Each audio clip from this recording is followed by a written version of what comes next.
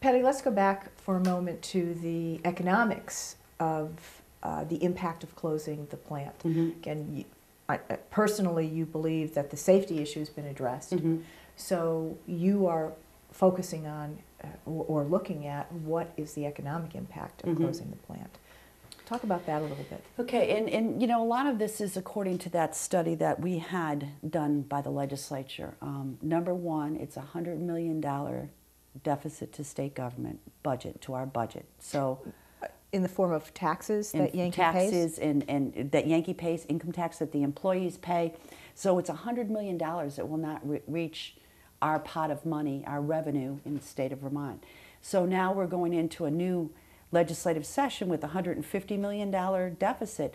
Add $100 million to that. After years of trying to find cuts, now instead of finding another $150 million cut, you're going to have to find another $250 million cut. That's huge.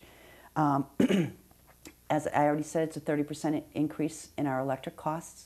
And now, those aren't my words. That's according to the president of CVPS. 30%. So your school taxes are going to go up. Your municipal taxes are going to go up.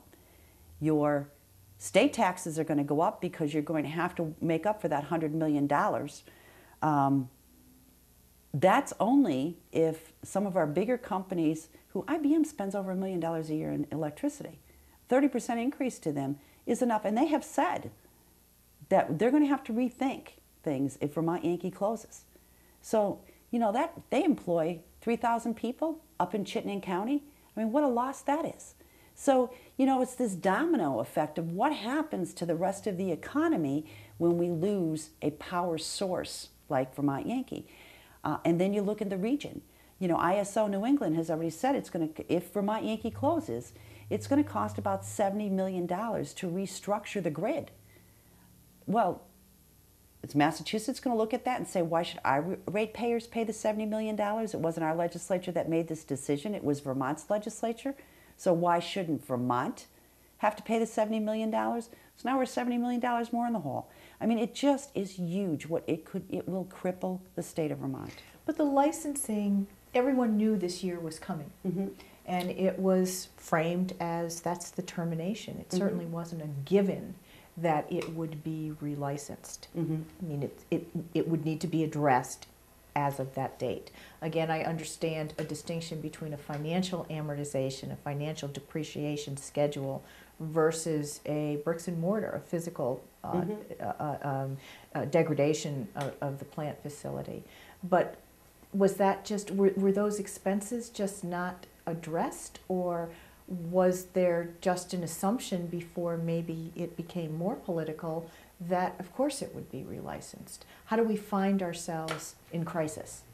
Well, personally, I've always thought it would be relicensed. I was really kind of surprised by the antics that went on in the legislative session last year because I thought when the facts all hit the table, they were going to be as black and white can be, and that was going to be the end of it. But you're right, the legislature was asleep at the wheel. They never prepared for the closing of Vermont Yankee. You can't say a couple little cow power plants or a few windmills being built in the state of Vermont is planning for the future. Now, there is a renewable energy fund right now that is giving out grants to companies to come to Vermont and build renewable energy. But the ironic thing about all of that is the money in the renewable energy fund comes from Vermont Yankee. It was part of the deal on the dry cask storage. So Vermont Yankee puts $20 million into a fund.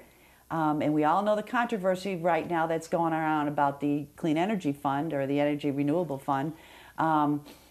So that has its own side of unbelievable issues going on right now. But the Vermont Yankee's not there. There's no $20 million going into this fund to bring renewable energy to the state of Vermont. How do we get it?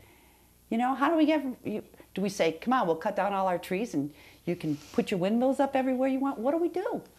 You know, it's bizarre that we're even at this place. It's totally irresponsible of the legislature that we're at this place, and it's totally irresponsible of the administration. And I'm not only talking, I mean, this has been going on for 20 years now. We should have been preparing all of this time, and we haven't. We do not have a plan in line to make up for Vermont Yankee. Patty, thank you. You're very welcome. Thank you for your time. Thank you for sharing the information that you've learned and gleaned over the 12 years that you have served in the legislature. And we thank you for watching. This is Neighbor to Neighbor. Have a good day.